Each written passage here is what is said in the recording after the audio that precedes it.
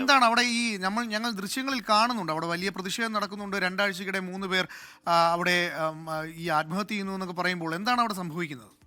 ഇവിടെ ഇതിപ്പോ ഈ കൊല്ലം തുടങ്ങിയിട്ട് 6ാമത്തെ ആത്മഹത്യയും അതിൽ ഈ 2 ആഴ്ചയിലെ 3ാമത്തതാണ് ഇവിടെ നടന്നുകൊണ്ടിരിക്കുന്നത്.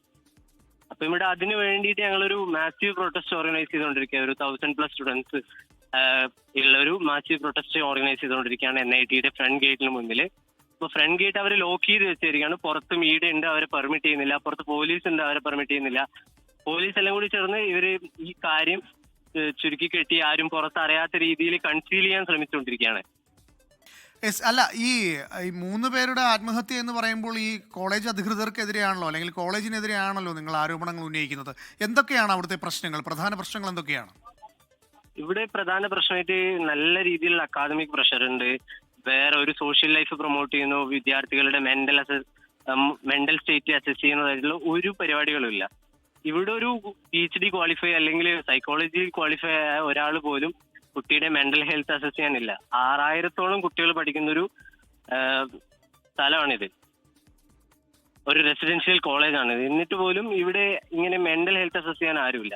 പിന്നെ കോളേജിൽ കുട്ടികളുടെ മെന്റൽ ഹെൽത്ത് പ്രൊമോട്ട് ചെയ്യാനുള്ള ഒരു പരിപാടികളോ ഒന്നുമില്ല. ആകെ രാവിലെ ക്ലാസ്സിൽ പോകുന്നു, വൈകുന്നേരം തിരിച്ചു വരുന്നു, പിന്നെ പഠിക്കാനുള്ള സാധനങ്ങൾ, മാസാമാസം എക്സാമുകൾ, പ്രാക്ടിക്കൽ, പിന്നെ അറ്റൻഡൻസ് 75%. പിന്നെ ഇവിടെയുള്ള പെൺകുട്ടികൾക്ക് 8:30 കൃത്യമായിട്ടുള്ള കർഫ്യൂ ടൈമാണ്. 8:30-ക്കുള്ളിൽ അവർ ഹോസ്റ്റലിൽ കയറണം.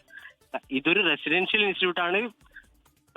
പുറത്ത് ഫുള്ള് ചുമരേണ്ട ഒരു കൺട്രോൾഡ് സ്ഥലമാണ്. എന്നിട്ട് പോലും ഇത്രയും ലൈറ്റും പ്രകാശം എല്ലാം ഉള്ള സ്ഥലമാണ്.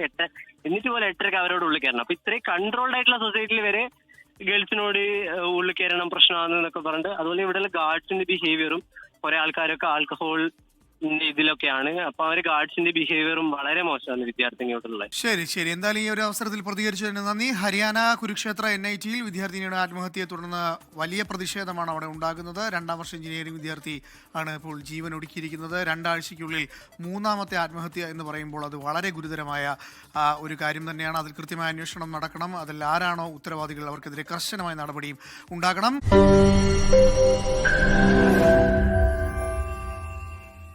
ലോകത്തെവിടെയായാലും ഏത് സമയത്തും 24 വാർത്തകളും ഓഗ്മെന്റഡ് റിയാലിറ്റി പാക്കേജുകളും എക്സ്പ്ലെയിനറുകളും വിശദമായി കാണാൻ ഞങ്ങളുടെ YouTube ചാനൽ നിങ്ങൾക്ക് സബ്സ്ക്രൈബ് ചെയ്യാം.